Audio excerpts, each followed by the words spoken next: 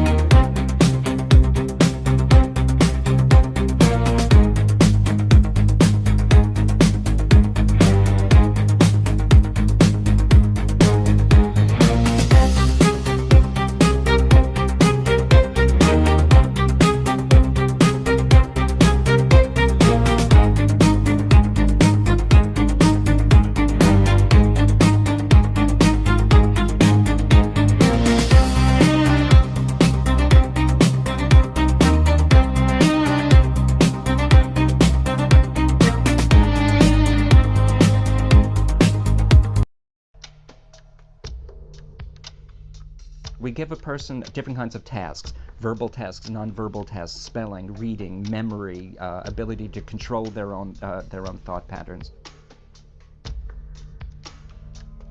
We found several, very important things. The largest main one was IQ. It turned out that people who are sexually interested in children 10 to 15 IQ points lower than average. Then we had physical height, again part of routine medical checkups. People who were arrested for offenses against children were about 2.5 centimeters on average shorter than people who were arrested for sex offenses against adults. 2.5 centimeters in physiological terms is very, very large. It's about double the effect that we would get if a woman smoked when she was pregnant. The next big one, handedness. Roughly 10% of the population, 12% of the mainstream population is left-handed, or non-right-handed technically. But it was about 30%, 35% of the pedophiles.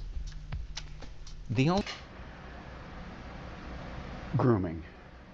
I would check out their family situation.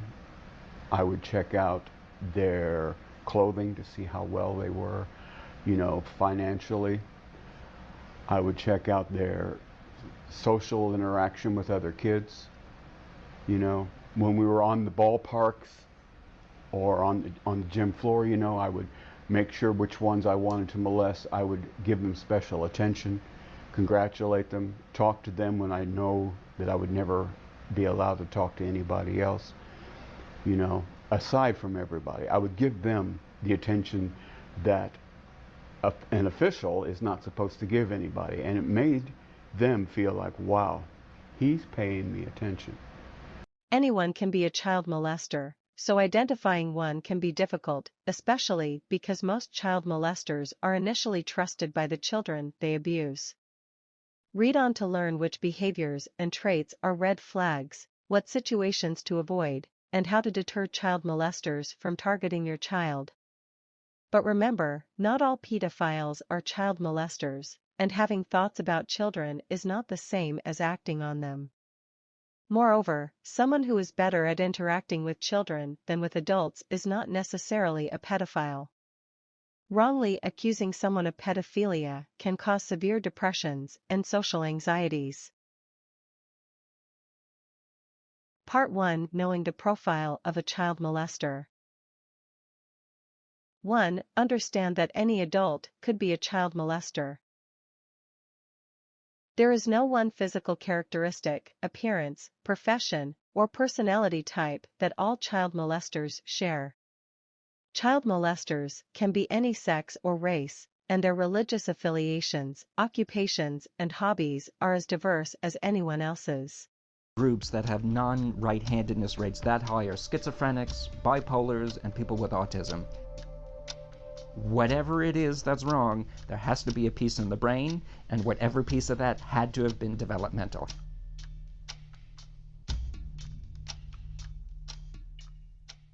We were looking at first really in the surface of the brain. You know, the surface of the brain is composed of what we call gray matter. It's where the major differences are. It wasn't until a few days after that we found something that none of us thought. There were huge differences in white matter. And all sat and we're scratching out white matter. Nothing's ever in white matter. It's cabling tissue that puts the different parts of the brain work together. How could this possibly lead to pedophilia? It just made no sense to us. And then it was just one of those times, you know, where a scientist gets lucky, which does not happen a lot. At my data, and I was pulling my hair, I could not make any sense of it. Put it down. Another stack of papers on my desk that I had to read. And all of a sudden, one explained the other, and it... You know, it is a direct form of grooming. Were there certain characteristics that you looked for in children before molesting them? In children, yes, but more I also looked at their families. If I thought the father was a threat, I would not approach the child. If I thought that the child had friends that he would tell, I would not approach him.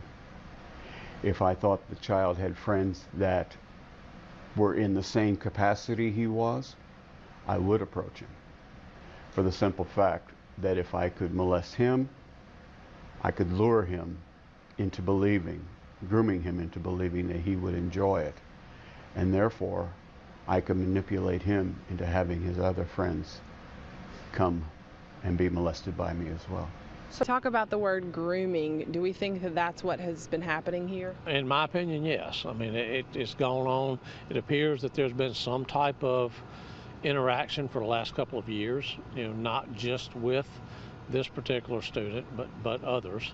That's Mobile County Sheriff Paul Birch talking to me late last week about dismissed father Alex Crow, the Corpus Christi priest who listened to confessions and sat in on theology classes at McGill-Toolen High School. He's also described as being fascinated with demonology and exorcisms. Birch says he and a now 18-year-old former McGill student are in Italy together, in love, with no plans of ever coming back. Birch believes the priest was grooming high school girls, including the one he's in Italy with, for more than a year. So what is grooming? It begins to build trust with the kid, and a lot of times it's people who you would like around your child, you know, who you would think, and it's things that good people do with children every day, you know. Me, I thought that was love. He would tell me things like, I love it when I make you feel good. I love it when, like, how selfless am I? Like, I must love you so much because I'm only doing stuff to you. And, you know, even convinced me we were boyfriend and girlfriend, asked me to be his girlfriend. When he did stuff to me, I thought that was love. He would tell me things like, I love it when I make you feel good. Perhaps a child that doesn't really have a whole lot of friends, maybe not really a strong family, things like that. Yes, no spiritual values, weak in education, you know, needs help in many ways, even from split parenting, you know, has a mother who may be having problems with the family, you know, well, here comes superhero in to help out, you know, wow, well, thank you very much. No problem. You ever need me to take them away for the night so you can have a night out? No problem. It works. For animals, you know, in filming, I think there need to be protections legally put in place to protect people when they're filming, human beings. Jennifer Lawrence now hopes that legislation will be enacted in the wake of the Harvey Weinstein scandal. Weinstein's decades-long chain of alleged harassment was a dirty Hollywood secret. As far as we know, though, all of Weinstein's accusers were of legal age when the alleged incidents occurred. But there is Hollywood's other dirty secret that victimizes the most vulnerable, children. And someone who's spoken out about this and is painfully aware is former child star Corey Feldman. You freeze. You're in shock. I mean, children aren't supposed to handle that sort of stuff. I can tell you that the #1 problem in Hollywood was and is and always will be pedophilia. Nobody talks about pedophilia. It's the big secret. And it's widespread? Oh, yeah. I was surrounded by them. For years now, as evidenced on Nightline in 2011, Corey Feldman has been claiming that he and his good friend, the late Corey Haim, were victims of molestation when they were young actors. Last year, he opened up to our Alex Hudgens. Kids are scared. You know, kids don't think I'm gonna go. First of all, for me, the person that was doing it to me the most, you know, well, I mean, I could say that the two people that did it to me were both close friends of mine. Or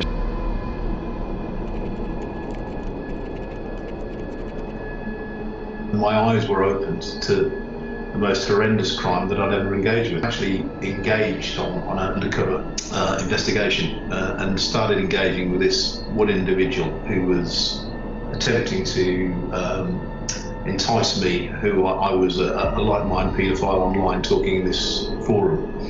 He was trying to entice me to provide my, what then he thought was a 7-year-old daughter for him to sexually abuse. And to encourage me to do that, he was telling me that his wife was pregnant and that he was, as soon as the baby was born, which he knew was going to be a girl, he was going to offer that child for sexual abuse as well. Grooming is a predatory process where an abuser manipulates someone, often a child or teen, into a trusting relationship, only to exploit or abuse them. Of course, this could happen to adults too.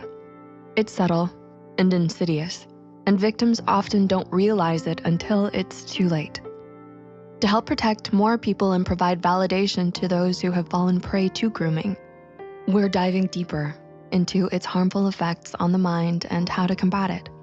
Awareness is key, so our goal is to raise awareness, prevent victim blaming, and stop this from happening to more people. If you relate to this, please know you're not alone. What happened to you is not your fault. It's a form of exploitation, and you deserve support. Here are a few things you need to know about why grooming goes unnoticed until it's too late. Gradual manipulation. Grooming doesn't start with control or abuse. It begins with kindness and attention. Predators make their victims feel special, needed, or understood to gain their trust. But how? They create emotional dependency. The groomer essentially trains the victim to become emotionally dependent by conditioning their amygdala to link the groomer with feelings of comfort, trust, and happiness. This happens through the release of feel-good hormones like dopamine and oxytocin. Over time, this can train the victim's brain to seek approval and attention from the groomer, and often confide in the groomer, hoping to find solace. Even attention, congratulate them, talk to them when I know that I would never be allowed to talk to anybody else. Be friendly, play, have you know, I had them come over to have some brownies, give them some brownies and let them have colors and crayons and do some artwork. And you know, first it starts out that way. And the grooming can be all sorts of things. The individual or the predator could start off by finding opportunities to spend time with the child that would be in excess of what you'd reasonably expect of someone who knew the mother only that period of time. Offer to do babysitting, offer to watch the kids while the mother runs an errand, offers to take the child to go do an activity. And at that point just gets friendly with the child, gets to know the child. I was groomed as a child. My abusers weren't strangers. They were people close to me. They were people that I trusted. people that my family liked, people that were important people in my life, they were close to me. It starts very slow. People have an idea that if someone's sexually abused, they're grabbed off the street and stolen away, and it's physically violent. For most people like me, it's a very gradual process that the pedophile gets to know the child. Pedophiles are patient. They take their time. They develop a relationship. And, you know, they earn the trust of the child. They earn the trust of the family. I think that a perpetrator, when they start to groom a child, they want to see how far that they can take it and then they will slowly progress into doing different things and seeing how far they can go and seeing if the child will disclose or tell. The pedophile or the predator will trap the child by, you were smoking, you were drinking. You saw this a lot with the Boy Scouts. So then it's, if you tell, I'll tell them you were smoking dope, and they're gonna see it if I test you for drugs. So it's, how can I trap these children in any way, shape, or form that I can? Oh, he's paying me attention. Oh, he's paying me attention. Also looked at their families.